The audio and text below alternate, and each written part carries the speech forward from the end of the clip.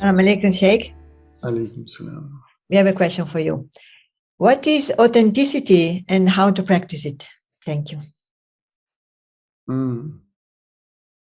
Well, authenticity is not something that you have to practice because it is a result of a certain process that you are going through.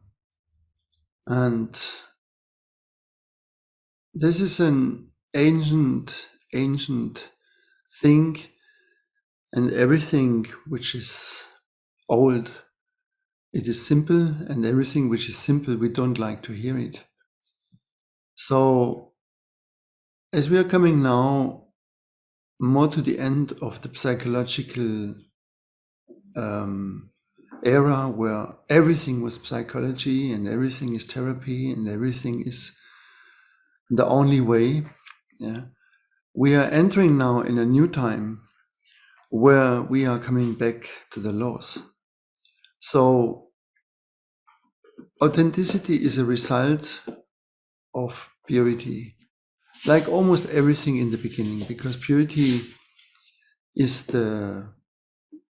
in a way the skin of existence, not the essence. Essence is love, but it's the skin of existence. It is shining. It is there is nothing double. There is no plotting, no kind of second intention. There is only one thing. So you can have a perfect intention, for example, but that doesn't mean that everything you do will be perfect. All right. But to reach to a perfect intention, you have to honestly intend for it. That means you intend for purity. This is a complete intention. Okay. And if you do that, that implies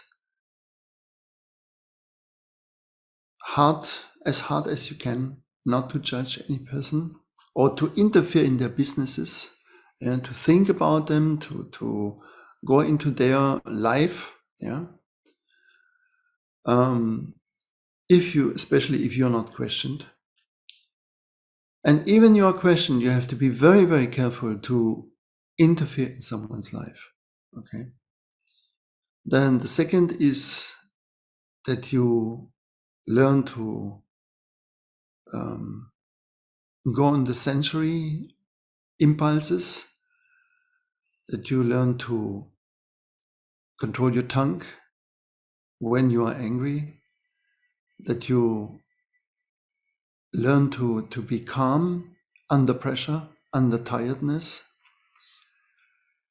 And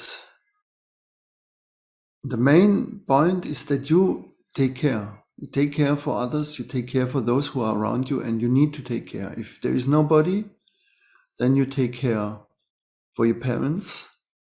If they are not there anymore and you are alone, you take care for your neighbor, let's say. But mainly you take care for yourself. And that means you try to become intimate with yourself.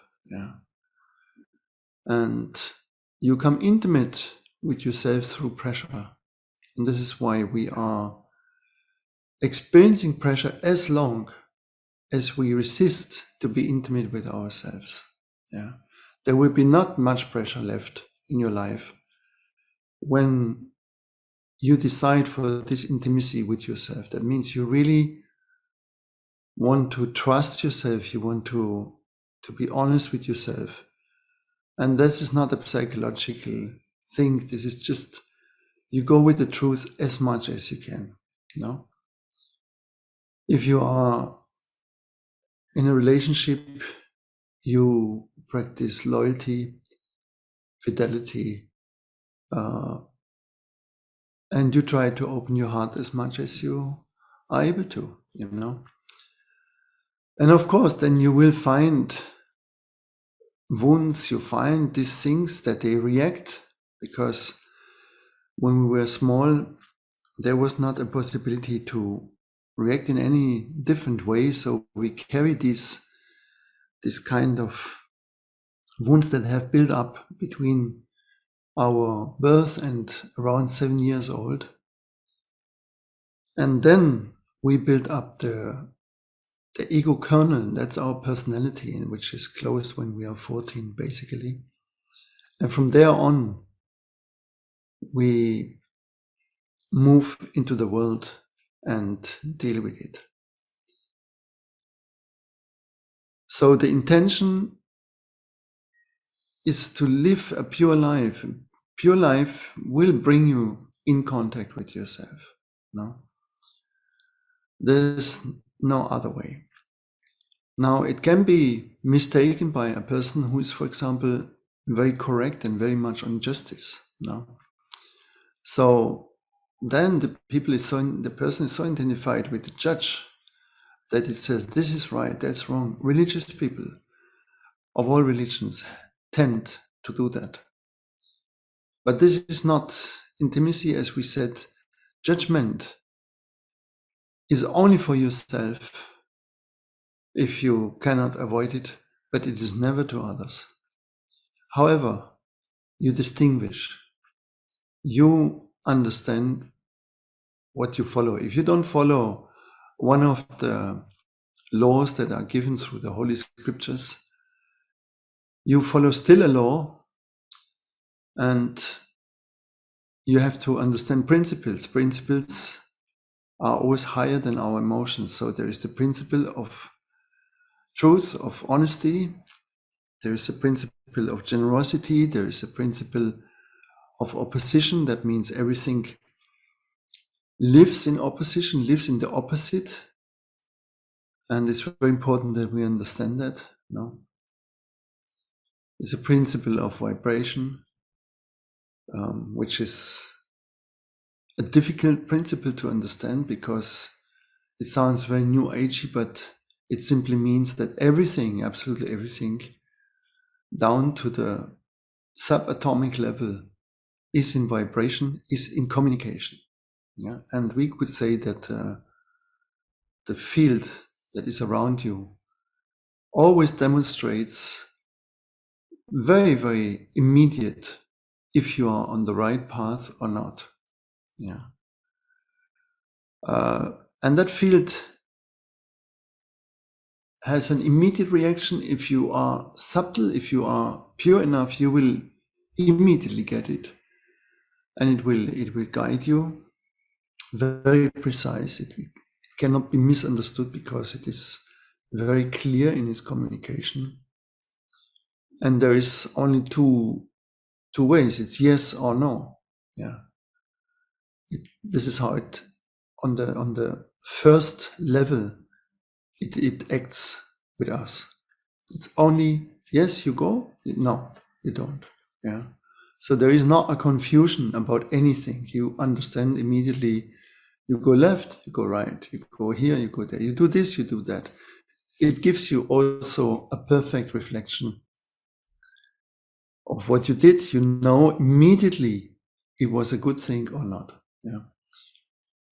There had been a great master in the last century. His name was Meher Baba, and he decided or was ordered not to talk from 25 years on of his life, not to talk anymore. And still he received letters and he had to communicate with people.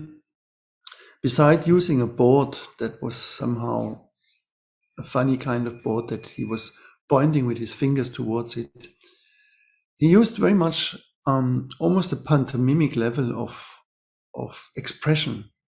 And if he found, for example, a letter that pleased him, that would be something he can confirm, he would take the letter and bring it up. If he would deny it and say, no, this is not good, whatever you ask or whatever you say in this, he would just take it and bang, throw it down. No? And like this, it was crystal clear on what direction you have to move. No? So life is the mirror, the existence itself is the mirror. And in the first step, it mirrors only us directly in our emotional field. And we talked about that before, and then there comes the mirror of judgment. Yeah, it acts on our mental activities also very strong, because they all, of course, are linked to each other. There is a symbol where a snake bites its tail. Yeah. And this is the symbol for thought and emotions. And the emotions trigger the thoughts, and the thoughts trigger the emotions, and they are running behind each other. They try to bite each other permanently now. And for this reason, you go with the principles, or you take the laws of the path you follow serious. Yeah.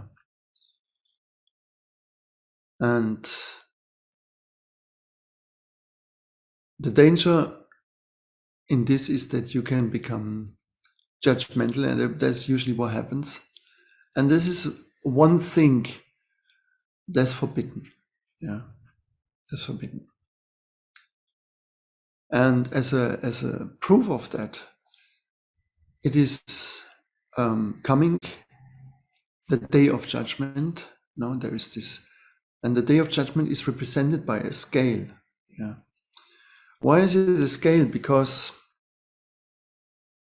in the cosmology, in the Sufi cosmology, Saturn is the ruler of all stars. He's the judge. He's also mentioned like every planet. He's mentioned in the Holy Book. So Saturn is the judge. And Saturn is in everyone's chart, in everyone's life, the very active planet. Yeah. So you master your Saturn. That means you become your judge for yourself, but you're not the judge for others. Yeah. You have no right to interfere. Yeah. And so you master your Saturn. You judge yourself, but if you do that also in the wrong way, if you just say to yourself, you are bad, you don't deserve, you're not a good person, and so on, that also will not benefit you, right? So you have to judge wise, no? And some people are easier to do that, some no. So it's a work, no? But you will always find the reflections. And if people are becoming more aware of this old language, of the old cosmology, which was the language we were talking with each other in the old times, no? Because these planets, they have sounds, they have names, and all our languages are based on those sounds and on those names. Yeah. And that's the way we would have been talk to each other, and everyone would understand what the other one means, because they have characteristics. So it's enough to mention, for example, Saturn. Yeah. And that moment you would know, it's about judging, it's a serious thing. No, it's a serious matter. And it will be clear what you want to say, no? And when you practice all that, you become authentic. That means you become yourself. No, authenticity means you are free from any kind of veil. You become yourself. No, you relax. Yeah, because wherever you look inside of yourself, you are known to it. You know it. There is not a subconscious thing anymore. So there is not a surprise. There is not a question mark why this happens to me or this does not happen. You know. And that is the life of authenticity. So it is not something you can practice as a single thing. It is a whole way of life. No?